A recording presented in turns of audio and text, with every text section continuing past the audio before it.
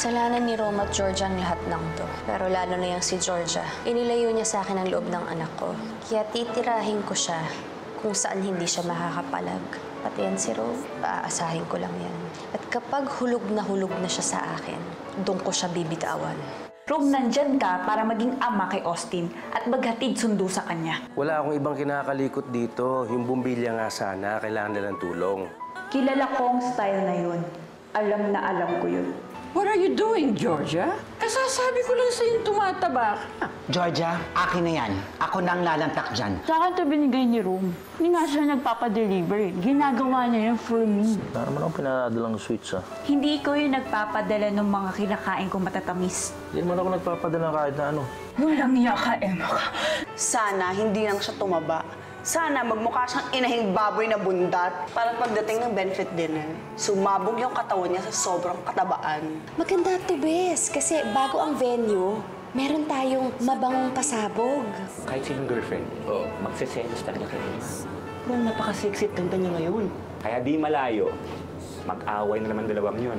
Ako unang nakakita dito. Ako ang unang nakakuha dito, kaya bitawan mo. Nahawakan ko na, hinila mo pa. Nakabitan mo lang, feeling mo may karapatan ka na. Let me just remind you, at isaksak mo dyan sa pulpul mong utak, na ako ang asawa, kabit ka lang. Asawa ka lang sa papel. At habang may pisa pa ang papel na yon, hindi ka rin pwedeng tawaging asawa. Parang itong damit na to, hanggat hindi mo saot, hindi mo pa rin pag-aari. At kung pwede lang, huwag ka rin mag-ilusyon na kakasya sa iyong damit na to. Dahil extra small ang size ng damit na to. Extra small ako. Oh, well then, prove it! Sige, kung kanino kakasya ang pinakamaliit na size, sa kanya mapupunta ang damit. Miss, excuse me. Pengin kami ng extra small. Sige po, ma'am. Kunin ko lang.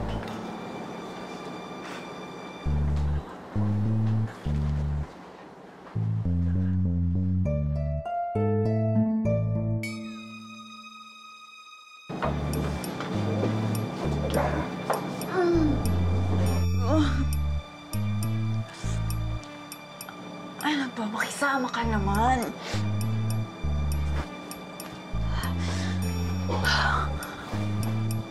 Huwag mo na kasing ipilit yung ayaw.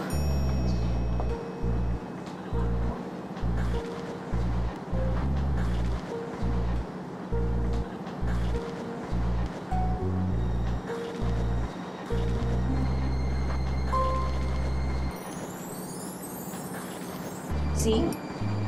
Extra small ako. Sigurado ka bang extra small ka? Kasi parang namumutla ka na. At mukhang sakal na yung mga tubo ng dugo mo. Eh kung makakapagsalita nga yung katawan mo, baka sinumpa ka na. But you know what? It's okay, Georgia. I'm sure nag-enjoy ka naman sa mga kinain mo, di ba? What do you mean? Ma'am Georgia, Yes? may nakpa-deliver sa inyo ng donuts. Kanina raw galing. Eh, kanino pa? Eh, di kay Rome. You think sexy pa rin ako? Oo naman. Ikaw naman kasi. Padala ka ng padala ng mga sweets. Wala naman akong pinadalang sweets, ah. Hindi ko yung nagpapadala ng mga kinakain kong matatamis. Hindi naman ako nagpapadala kahit na ano. Sabi ko lang nga, be. Tama ako. Ikaw ang nagpapadala ng mga sweets. Gusto mo akong tumaba! Ikaw nga! Oh no. Sigurado ka pa talaga na extra small ang size mo? Kasi parang nagrereklamo na ata yung katawan mo. Halimaw ka. Georgia, nagsisimula pa lang ako. Hintayin mo yung mas malaking halimaw na hindi ka lang sasakmalin. Baka simutin ka pa hanggang maging kalansay ka na lang. Hayop ka!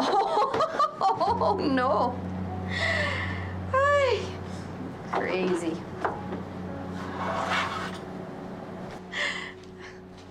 Walang iya ka talaga. Huwag mo na kasing ipilit yung damit kung hindi naman kasya.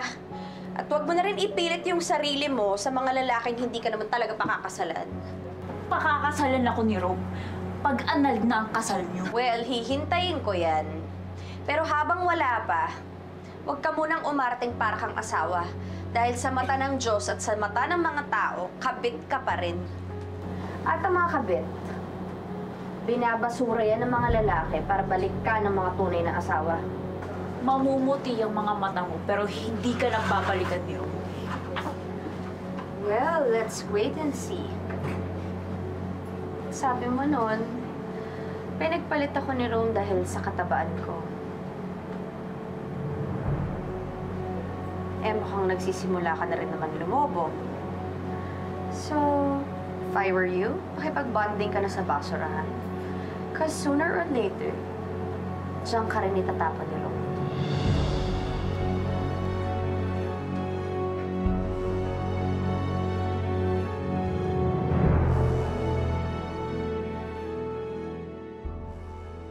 Bagay pare, I can't blame Georgia. Pandating ni Emma ngayon. You mean, attracted ka pa rin sa kanya? Alam ko pare, pagka nandiyan dyan si Emma, baliw na lahat ng mga nasa paligid ko. Nakafocus ako sa kanya, basta siya lang. Baka hindi ka lang nasa-sexyan at nagagandahan sa kanya. Baka pare, napupusuan mo pa rin sa Emma. Pare, matagal din kayo nagsama. Saka siya pa rin ang ina ng anak mo.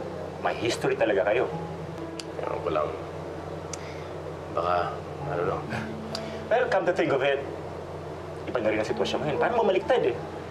Si Georgia ng parang asawa mo ngayon. At si Emma ng kabit. Ang tanong dyan, sino kaya ang mananalo sa puso ni Rome? Ha? Ang kabit? O ang ex-wife? Na parang lamang ngayon, ha? Parang tingin ko lamang eh. Abangan. Iba ka talaga. Idolo. Buti nga sa Georgia na yon. Siya naman ngayon ang napahiya. At umpisa pa lang yan. I wonder why you keep bumping into each other. Kasi nananadya yung babaeng yun eh. Imagine na, nagpunta siya sa butik para lang insultuhin ako. Eh, paano niya naman nalaman na nandun ka? I don't know. Basta nga alam ko, hindi ko palalampas yung mga ginawa sa akin ni Emma. At marami pa siyang sama ng loob na kakainin bago ko siya tigilan. Kung akala niya susuko ko sa mga pinagagawa niya sa akin, nagkakamali siya. Gagantihan ko siya. Hinding-hindi ko atrasan yung demunyetang yan. Matira matibay.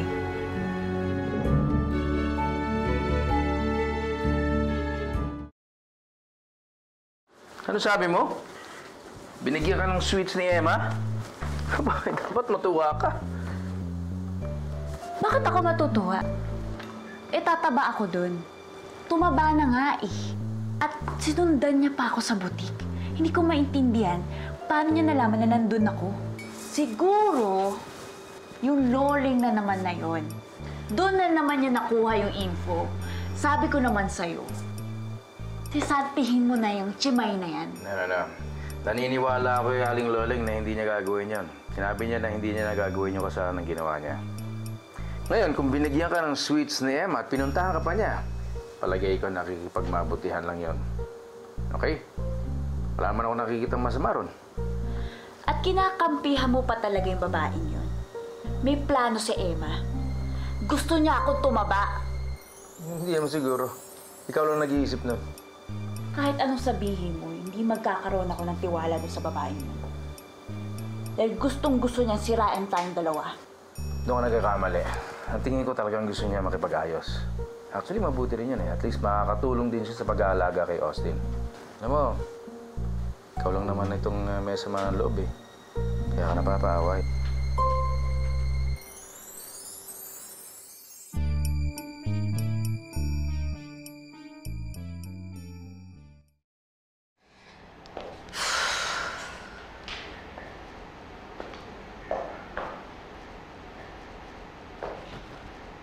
Oh, wala pa rin si Austin? Wala pa nga hunay hanggang ngayon eh. Paano yan? Baka sumira na sa usapan si Rom. Anak, tawagan mo kaya? Sige na.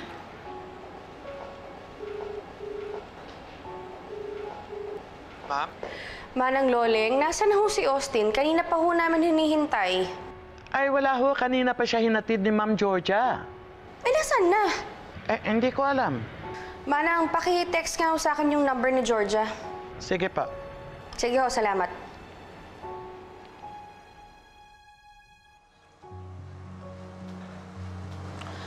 Wala ka ba talagang balak ihatid si Austin kina Emma? Sabi ko naman sa'yo, di ba? Si Austin ang weakness ni Emma. Gaganti lang ako. Mamatay siya kakahintay. Hoy, ano ka ba? Alam mo naman pagdating sa mga bata, walang inuurungan si Emma. Sige ka, baka kung ano na naman ang gawin niya sa'yo. Hindi ako natatakot sa kanya. Ba't hindi hinatid ni Georgia si Austin kay Emma? Sir, hindi naman ako tinupad ni Ma'am Georgia ang pinag-usapan ninyo ni Ma'am Emma. Si Georgia talaga, oh. Sir, alam niyo, iba-iba ugali ni Ma'am Georgia kay Ma'am Emma. Sana, sir, kayo na lang ulit magkabalikan. Hindi ko iniisip yan, Manang.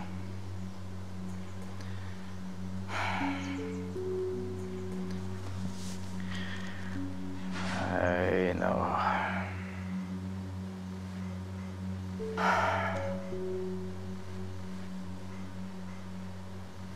Ang usapan natin, ihahatid mo dito ang bata.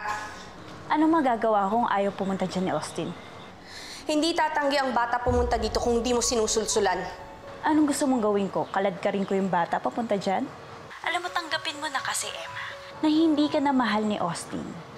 Malabo na rin ang mamahalin ka ng bata dahil ako talaga ang gusto niyang maging mommy. Kung wala kang sinasabing hindi maganda tungkol sa akin, hindi mangyayari to. Pero huwag kang mag-alala. Kayang-kaya ko pang maghintay hanggang bumalik si Austin. Pero ikaw, magpakasaya ka na. Dahil baka gumising ka isang araw, hindi mo nakatabi si Rome at si Austin.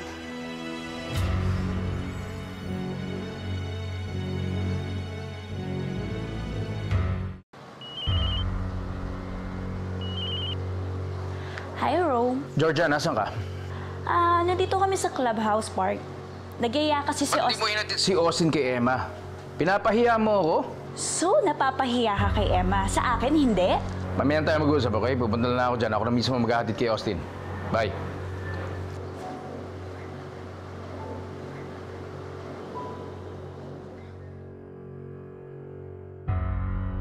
Anak, ano daw sabi? Ano sabi? Palagay ko sinasadya talaga ni Georgia na hindi papuntahin dito si Austin. Malamang napahiya yun nung nakaraan. Wisit talaga yung babae na yan, oo? Pati apo ko dinadamay niya. Anak, sugurin ko na kaya. Nay, wag na. Mag-aaksaya lang kayo ng panahon. Marami pa akong paraan na naiisip kung paano siya pabagsakin. Nakikita ko na nga sa utak ko kung papaano eh. Umanda na lang yung hayop na yan. Halika na ako. Pasensya ka na, Emma, ha? Kung alam ko lang na ganito ang mangyayari, di ako na lang sana naghatid kay Austin. Galit ba sa akin ang asawa mo? Hindi ko siya asawa. Sige, mauna na ako. Ito na naman ang punta nun pagka bumaba na yung results ng annulment natin, di ba? Sige na, ayoko na pag-usapan yan, okay? Mauna na ako. Rome, why don't you stay for dinner? Nagluto ako ng mga paborito mo. Please.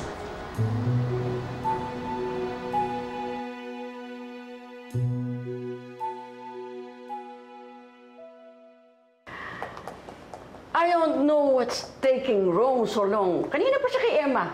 Akala ko ba ihatid lang niya si Austin? Hindi ko rin alam. And I'm sure Emma's flirting with Rome. At gustong-gusto naman ng anak niyo. Oh my God! Bakit ganun? Dati si Emma ang nagkakaganyan. Ngayon, ikaw? Nang-aasar ka ba? Of course not. Just telling the truth, ma'am. Na dapat hindi ka talaga makampante kung kilos ng ganyan ang ex-wife. Lalo ngayong maganda at sexy na si Emma. Ikaw naman kasi. Paulit-ulit kong sinabi sa'yo na huwag kang magpataba. Look at you now! Bakit mo pinabayaan ang sarili mong bumola ng ganyan? Ang exage! Hindi pa naman ako lumba-lumba. The point is, lamang na si Emma sa'yo. Because she's the legal wife. At nauungusan ka pa sa ganda. At kaseksihan. Alam mo, ang dapat lang mangyari, bumaba yung resulta ng annulment. Pero sa ngayon, babakuran muna ako kay Ro para hindi makasingit niyang emang yan.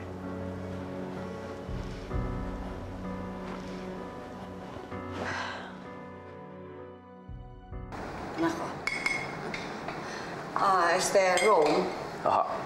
pwede bang pagsabihan mo si Georgia na huwag niyang idadamay ang apo ko sa mga kalokohan niya? Mabuti nga, di ba, pumayag kami sa setup ninyo. Aha. Pasensya na ho kayo. Sasabihin ko kay Georgia. Kakausapin ko siya. Salamat. Sabayan niyo ho kami, Nay. Aling Lourdes. Kayo na muna. Marami pa akong gagawin. Sige, anak. Sige ho.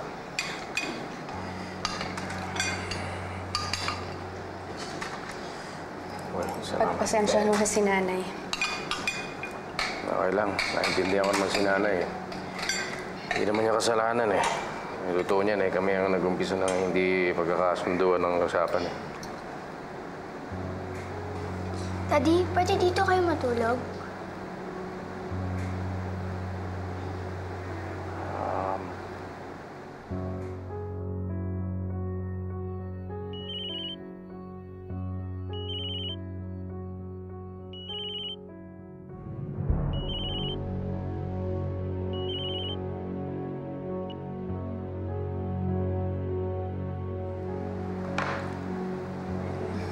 Rome, tinatanong ka ni Austin, hindi ka makasagot. Daddy, please. Alam mo, wala kaming guest room dito, pero pwede ka naman tumabi sa amin.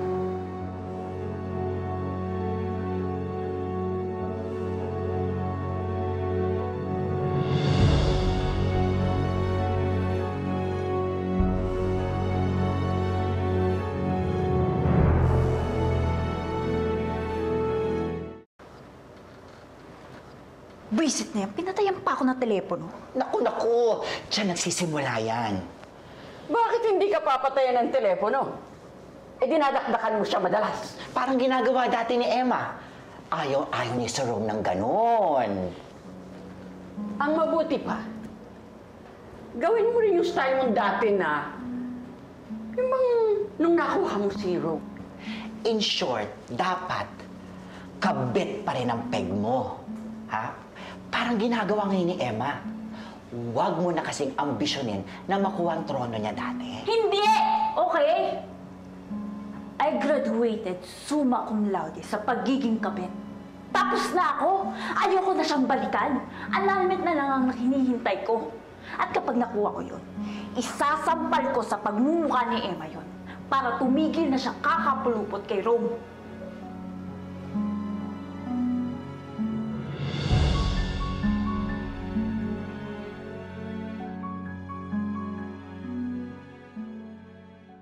Rome, hindi mo ba talaga pagbibigyan ng anak natin?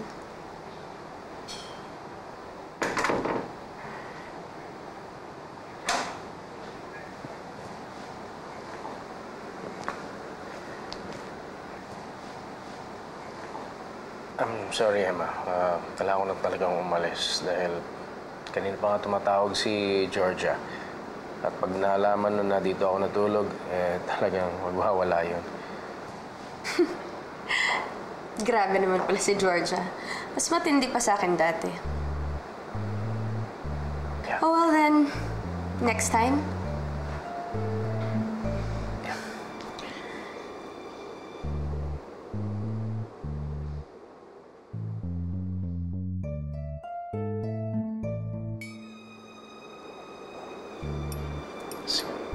Bawa nila ako.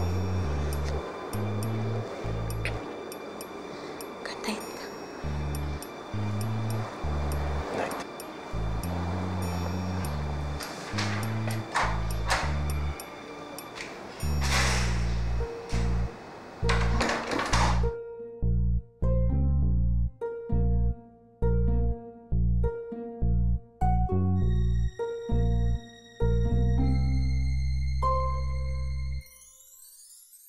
My God! Kailan ba matatapos tong hearing na to para hindi ka natali sa iba dyan at para matuloy na yung kasal natin? Georgia! Hay nako, sana nga matapos na to at magkaresulta dahil kawawa naman yung nag-feeling bride dyan na hanggang ngayon wala pang engagement ring sa daliri.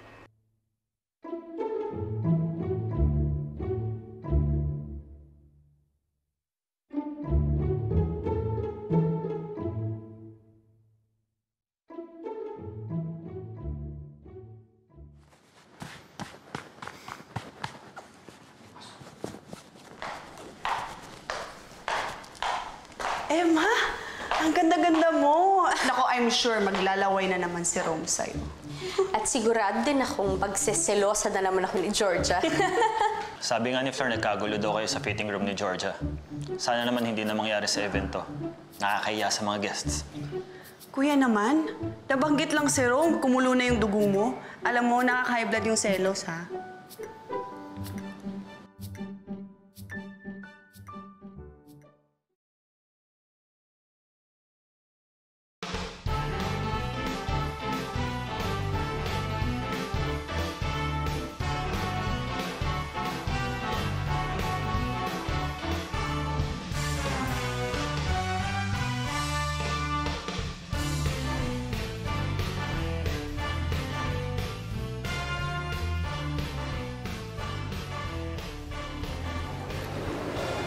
Alam mo na yung gagawin mo, ha? Yes, ma'am.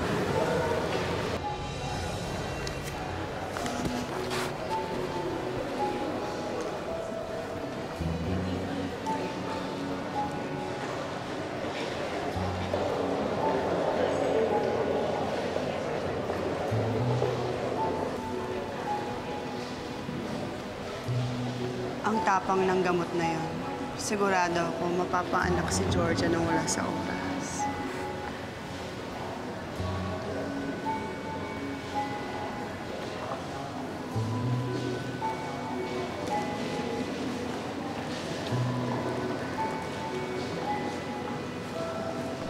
Wake up, Emma. Look at you. Losyang at ang taba-taba mo pa. Alam mo, kahit sinong lalaki, iiwanan ka talaga dahil dyan sa itsura mo. Isusumpa mo ang gabing to, Georgia. Gaya ng gabing nilait-lait mo ko sa harap ng maraming tao.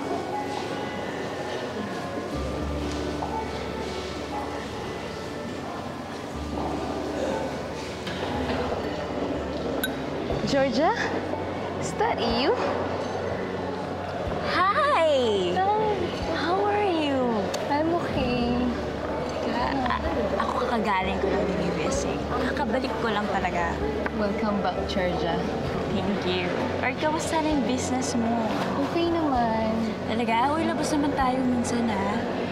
Mag-band naman tayo. Sobrang na-miss ko kayo. Sure. Okay.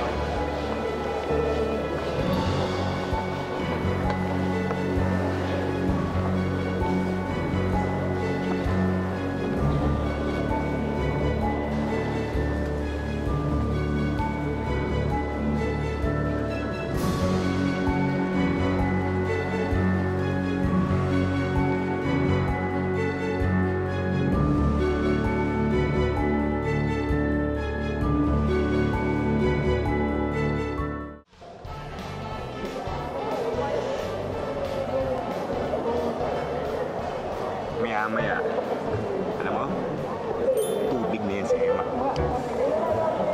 Ano?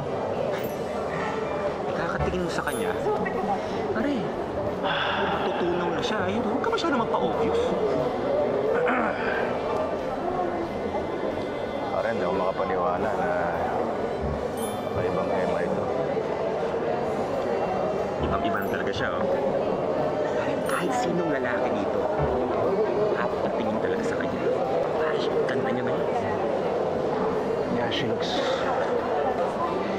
irresistible.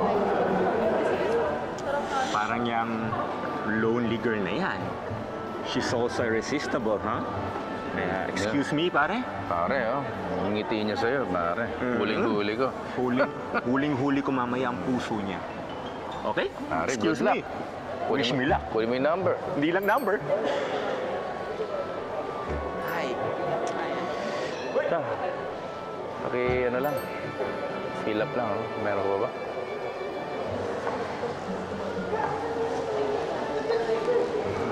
Sige, yellow na lang pa yun. Hi, Rome. Emma. Kumusta ka?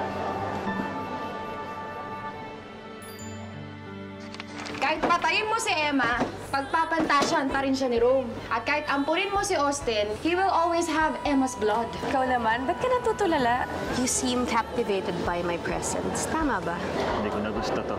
Siselos ka lang kasi. Pinaglalaroan lang ni Emma si Rome. Hindi niya babalikan yung ex-asawa niya. No? Kitang-kita ko na nakipaglandian ka kay Rome. At sa harapan ko pa, what exactly are you up to? Masyado ka lang paranoid. Nag-uusap lang naman kami. Ano? Anong sabi mo? Tinatawag mo si Emma? Wala naman siya dito ah.